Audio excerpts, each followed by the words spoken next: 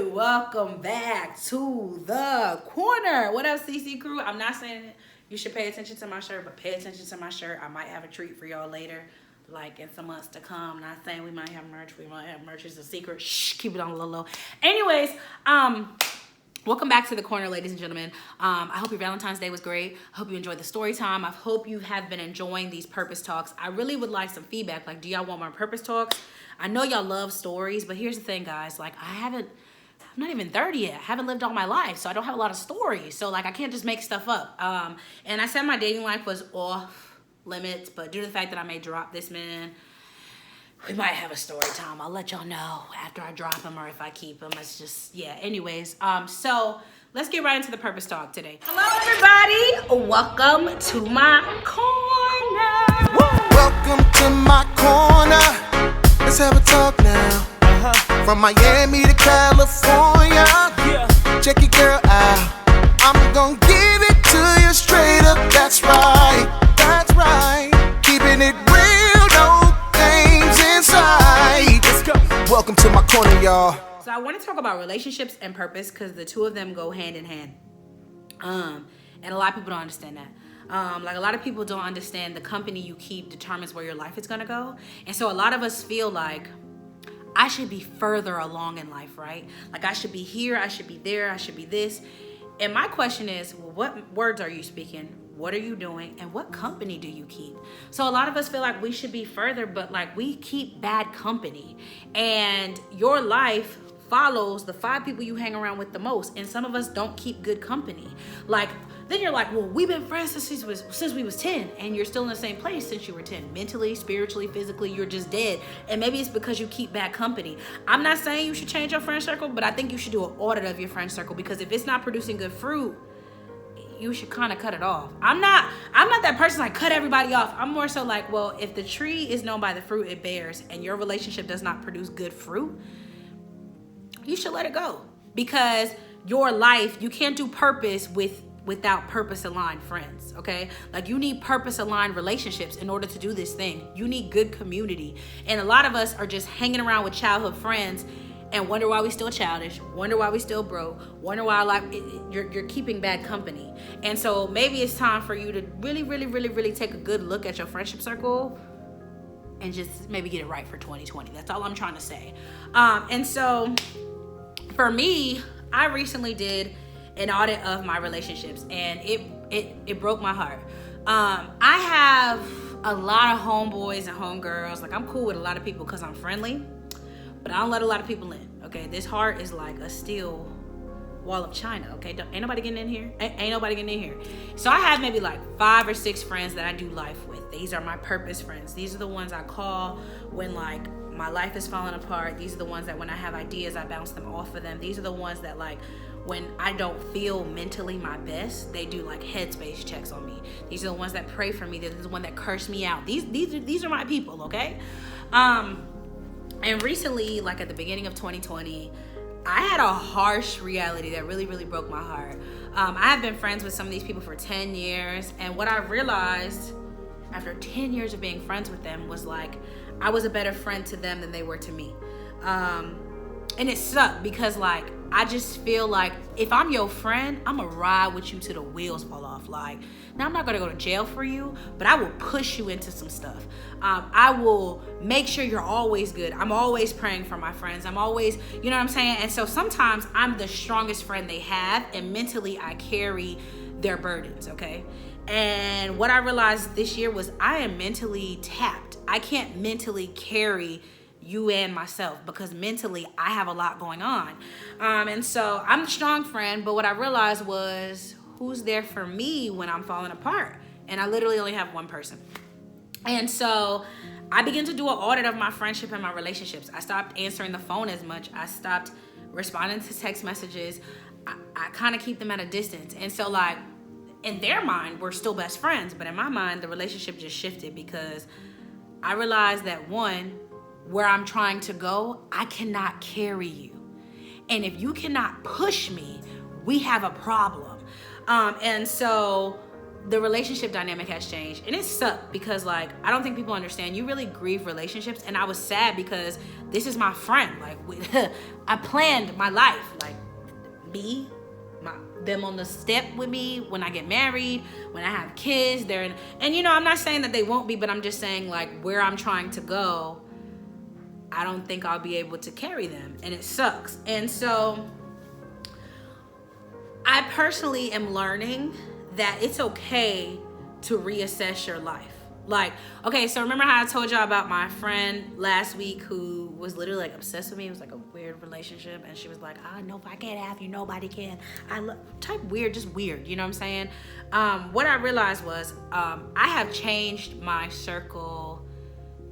Maybe when I was in college, I changed my circle like every year. Like I always had new friends. And what I realized was I give more, like I can't really put it into words, but basically the way God explained it to me was I made you to be like this, and even if they don't reciprocate it, you will always show more grace than other people, and it sucks because I really want to be selfish, and it sucks, you know. So I have been doing this audit, right, because I'm just mentally tapped. Like my friends be calling with their problems, and I be like, I'm gonna have to call you back, and I don't call them back because I just mentally cannot.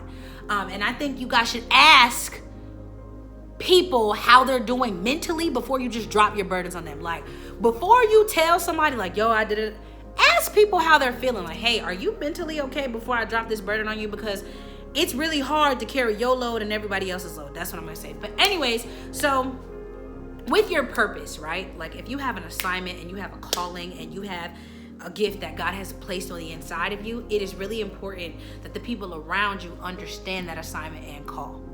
Do that make sense? Like a lot of us just connect to have friendships so we can laugh and joke and play.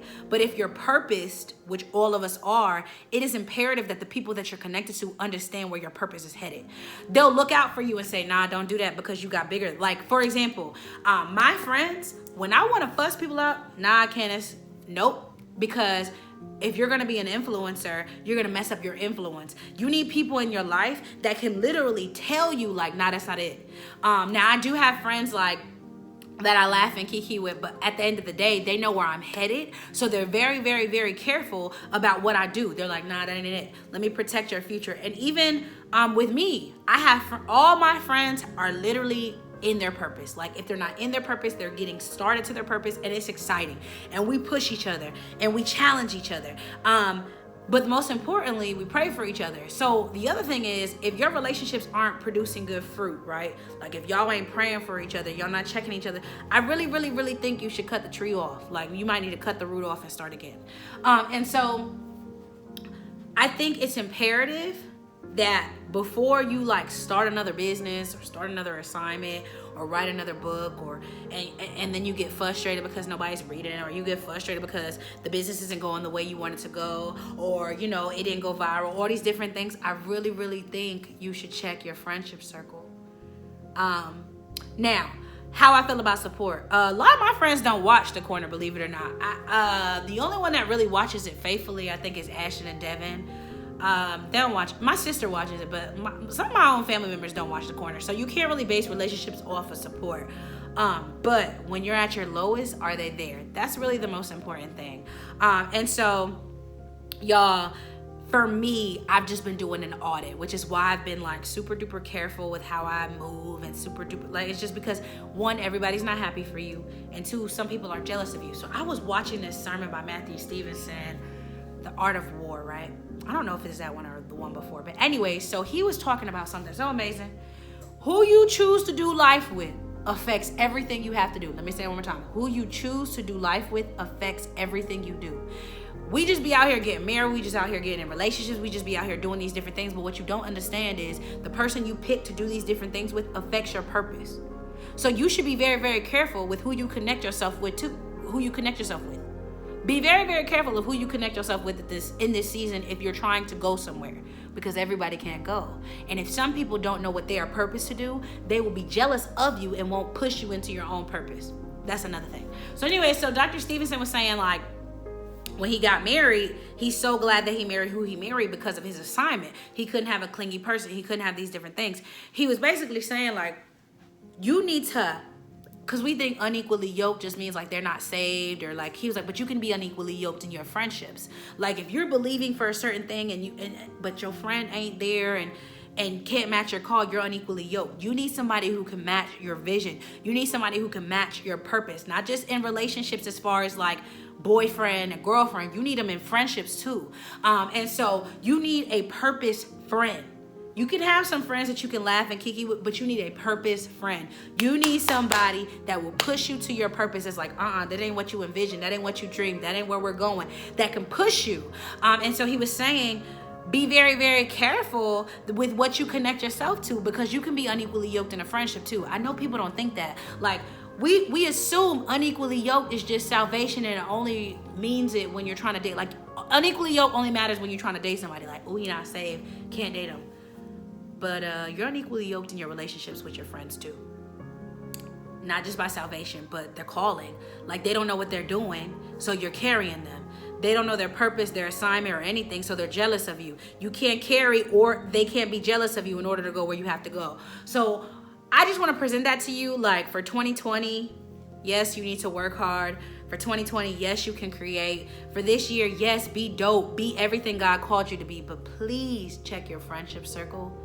Please be mindful of the company you keep. Be mindful of the people you surround yourself with. Like, 2020 can be the best year of your life if you are mindful of your words, if you work hard, if you submit to God and you do what you need to do, but if you also check your company. Stop thinking that because you've been friends with people for 20 years that y'all have to be friends for the rest of your life. If you are carrying them, they are not an asset. They are not an asset. They are a liability, okay? Stop getting in friendships that are liabilities. You need people that are going to push you. Like, your life is bad because you speak badly over yourself, you don't believe in Jesus, you don't take a bath, but also you keep bad company. Your friend doesn't know what their purpose to do, so they're leeching on to you. Your friend doesn't know what to do, so they're jealous of you. You can't have that in your circle if you're trying to go where you need to go. So I hope you guys begin to check your relationships like I am. Take some mental health breaks like I am. Get quiet like I am. Ask God to show you these people that are in your lives, because that is so important. Shoot, read some. I'm going to suggest some of y'all. One, go watch Darius Daniels, because he's all about relationships. He has some books. Like, just get your life for this season. Get your life. Anyways, we'll be back in the corner next week. Y'all drop some video ideas in the comments and my DMs. I love y'all. We will talk next week. Peace.